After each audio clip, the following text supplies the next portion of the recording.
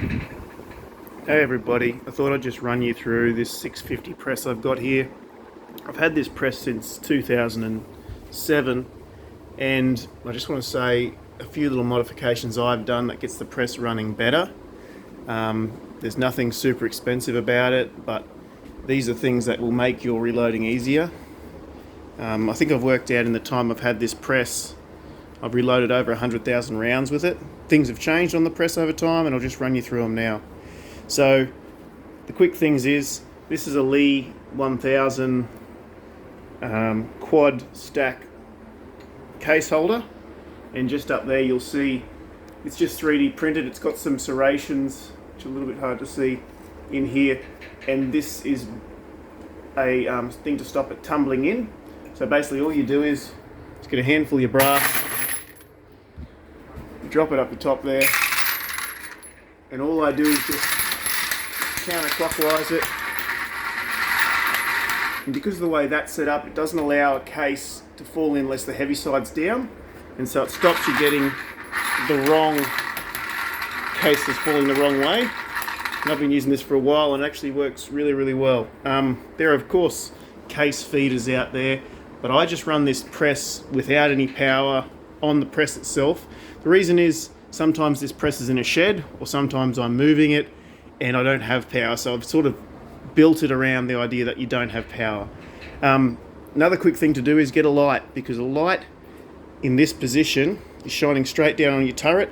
When you're running the press, you can look straight down and see the powder in the cases. Otherwise, you sort of get lost. It's a little bit dark in there otherwise. There's people who put LED strips in here. But yeah, that's one thing. What else can I show you?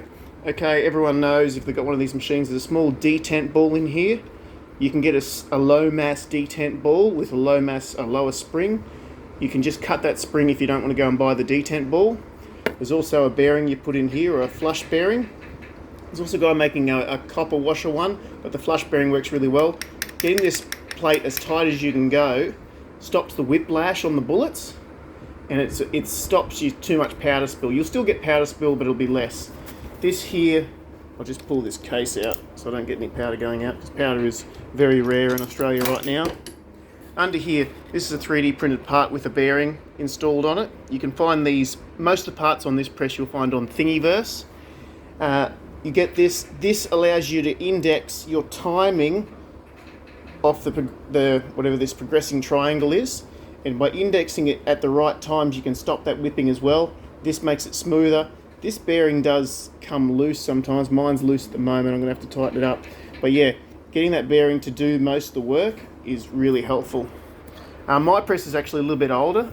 The newer ones have grease nipples in them, but I just got ports that I spray stuff into and little bits of powder gets into.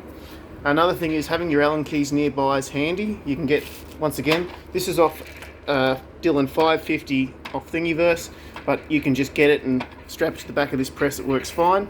I've left this handle on the press. This is the case feeding handle, and basically I use it just to offset the vibrations. You can just hold onto that while you work the other handle, and you can see here I've got that roller handle. What else have I modified? This is the improved live primer catcher. So basically this here, I'll just put the light on. This here has a better sliding mechanism. So they slide down into this, and there's a little removable container. So instead of them going down that ski ramp and flying off the end, it's a removable container. You catch them all. You can see how many are in there, which isn't many if you've got the press set up right. The other thing I've made is I've made a bigger tube here, and I've just removed the old tube and just left that a little bit floating. That gives you a little bit more play when you come down, and yeah, that's an easy part to print yourself. Another thing I've built is, got off Thingiverse, is this is to stop the primers if you've got a problem with the press. You can have it two ways. Some people don't run this rod on the reloading. You can run the machine without it. I'm not recommending it. The thing I like about it is this rod shakes this powder really aggressively, and it resettles it for consistency. Without that, your powder is just not resetting every time. Now, without this rod in, you could just flip this all the way around, but all I do is I pull the pin out, pull that out, and it's fine. Another thing you can print out for this machine is this little part. You jam this just over here with the bullet flipper. Sorry. Oop. Sorry. So I don't know what the technical terms is, but you'd push that bullet feeder across and you can lock it in place with this part. Oh, if I can get it in there. I'm doing it one-handed. There. So that just fits in there, and that works really well. This is just a bigger knob for the bolt that goes on there, with plus telling you which way to go. You can see the markings for my loading, because this thing, you want to, as you're doing a lot of rounds, you want to check that your markings haven't moved. So this is just a basic Mr. Bullet feeder.